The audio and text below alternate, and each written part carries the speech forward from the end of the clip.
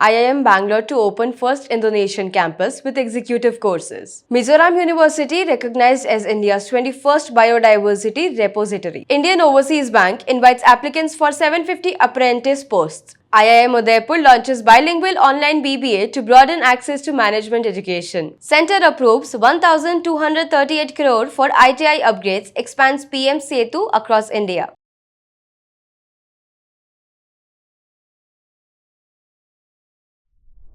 Good afternoon and a warm welcome. You're watching Education News Network, where we bring you the latest developments in education at the top of this hour. I am Ankita Debroy reporting from ENN, and the daily stories are: the Indian Institute of Management Bangalore is set to establish its first international campus in Indonesia, making a major step in its global expansion strategy. The proposed campus, to be located at the Shangshiri Special Education Zone, will be launched in two phases. Initially, IIMB will offer executive education programs designed for working professional and industry leaders across Indonesia and the ASEAN region. In the second phase, the institute plans to introduce full-fledged degree programs subject to regulatory approvals. The initiative follows Prime Minister Narendra Modi's announcement during his visit to Indonesia and aims to strengthen India's educational ties with Southeast Asia while expanding access to world-class management education. The Ministry of Environment, Forest and Climate Change has designated the Natural History Museum at Mizoram University as India's 21st designated repository under the Biological Diversity Act 2002. The recognition, granted on the recommendation of Natural Biodiversity Authority, strengthens the country's biodiversity conservation and scientific research framework. Located in the Indo-Burma Diversity Hotspot, the museum will preserve authenticated specimens of flora and fauna, including pteridophytes, microfungi, reptiles, amphibians, fishes, moths, beetles, and butterflies. It will also serve as the official depository for the newly discovered species from the region,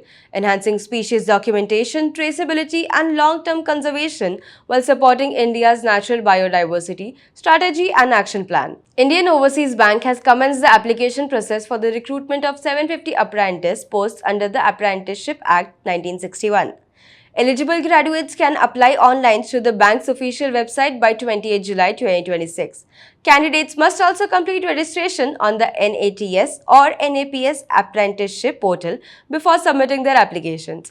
The selection process comprises an online examination, local language proficiency test, document verification, and medical examination. Selected apprentices will undergo 1-year training and receive a monthly stipend as per the bank's guidelines.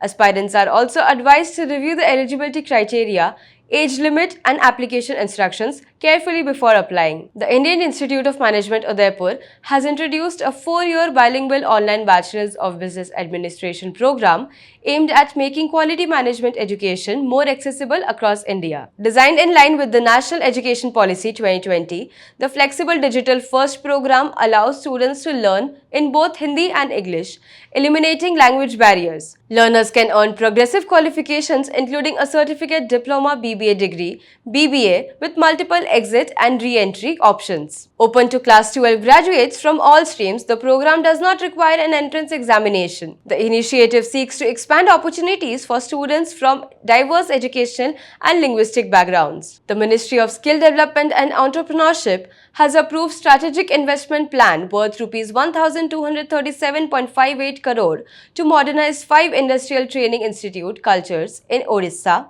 Gujarat, Telangana under the Pradhan Mantri Skilling and Employability Transformation through upgraded ITI schemes. The centre has also announced nationwide rollout of PM Setu, extending the initiative to all 200 identified ITI clusters across the country. The program aims to strengthen industry-led vocational training through upgraded infrastructure, enhance industry participations, and improve employability outcomes. Leading companies will serve as anchor industry partners to support implementation.